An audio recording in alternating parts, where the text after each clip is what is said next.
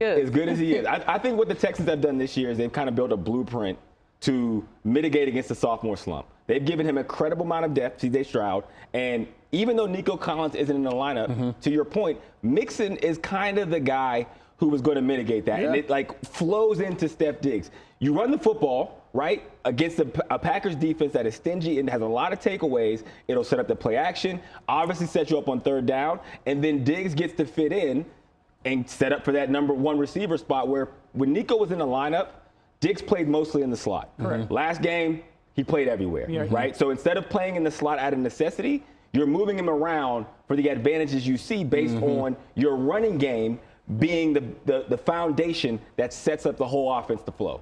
Guys, Stroud has the third shortest odds to win MVP at ESPN Bet behind Patrick Mahomes and Lamar Jackson. That's just how good he's been. No sophomore slump so far, to your point.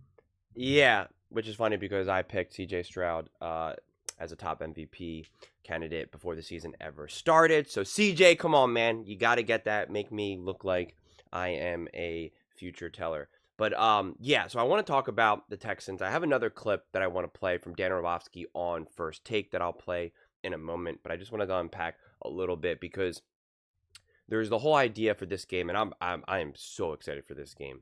But is that right now the Texans, especially being down Nico, but even with Nico, that the run game is really just so important to what this offense can do. That it just sets so much up for CJ Stroud and that offense and Bobby Slowick. And the problem is that the Packers have a really great top 10 run defense right now. And so Dan Orlovsky is kind of under the impression that this will be too much right now for CJ Stroud and the Texans to overcome. And it's not like a negative against the Texans or even CJ Stroud because Orlovsky thinks that CJ Stroud is a top 5 quarterback in the NFL, that there's really only a few quarterbacks that he would take over CJ, like Mahomes, Lamar, Josh Allen. So it's not anything against CJ. So what I'm really going to be looking for this game more than anything is how resilient is this team against another, what I think is a great team. The Packers. I think they are a great team. I think Jordan Love is also a great quarterback. So are the Texans going to be a team who I think is a contender, to be very clear? Do they need to be full strength to be a contender? Because there's some teams that they can be a little bit more resilient, right? And if they're missing a piece here or there, they can still be great. They can still win. They can find ways to win.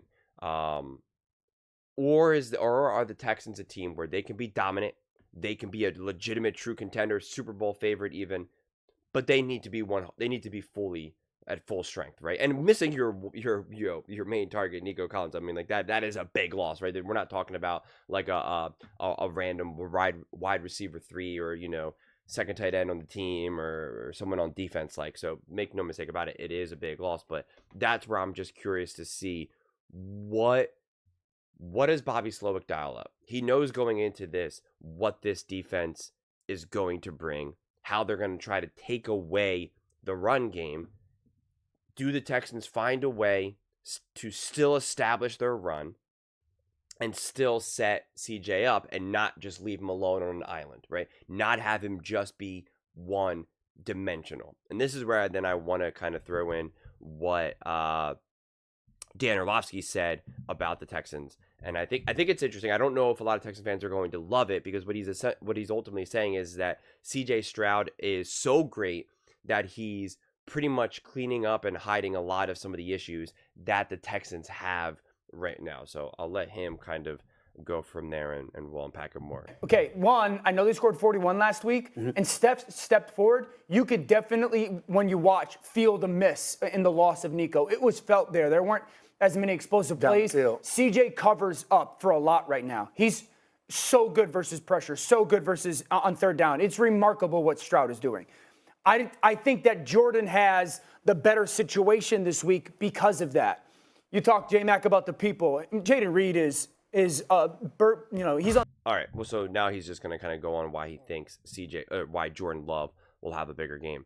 And so it's just this is where I'm really interested to see CJ Stroud because, again, all young quarterbacks, when they're starting to ascend, obviously the better situation they're in, the more comfortable and better they're going to be, right? Like you take away a main weapon for a great second year quarterback, there's still going to be some struggles. So I'm really, really curious to see then, again, how the Texans attack this. Because again, going after the Patriots, I've talked about this in my Texans Patriots breakdown video. Like it was a great game, a lot of positive takeaways, but I am a firm believer it is not a win is not a win. I say this all the time on all my videos, and no matter what team I'm talking about, I really, really consider who you play. I put that very high up and try when I'm evaluating the performance of a team or an individual player. It matters to me for some reason. People care about it so much in college, but then as soon as you get to the NFL, they just throw that out there. And I get because in college you have to do like rankings and stuff. But when trying to evaluate a team, how good they are, what do they need to work on, what are some issues, what are their strengths, it's just really looking at that against a team that's not good. Even if they have a decent defense but a terrible offense, because football is so complementary, it's just you have to really be careful the conclusions that you draw from that. And so that's why for this game, it's going to be a great barometer for me. Because, again, I think the Texans and CJ Stroud are true contenders this year. But it's going to give me a better frame of reference to be like, how creative can they get, right? How much can Diggs step up, right? Tank Dell, Joe Mixon, like how much can these other guys step up and not just leave CJ Stroud on an island, right? How can Bobby Slowick continue to support CJ? And can they get out and get a big win? I think it's on the road, right? Yeah, it's on the road, right? In Lambeau. Like this is not an easy situation for any team for that matter. And so this is where I'm just going to be like, okay, like I want to see. And again, it's not to say that I think that they have to win or that CJ has to ball out or this or that, because the deck is stacked against them. I just want to see how they compete, how they contend. What is the game plan? What is the approach? What is the level of resilience and depth of this team? Can they still find the explosive plays? Like, because Orlovsky's pretty much saying like they're missing Nico. And again, of course you're going to miss Nico, but is there a way for you to make this feel, yeah, we miss him, but look how great we still are right now, right?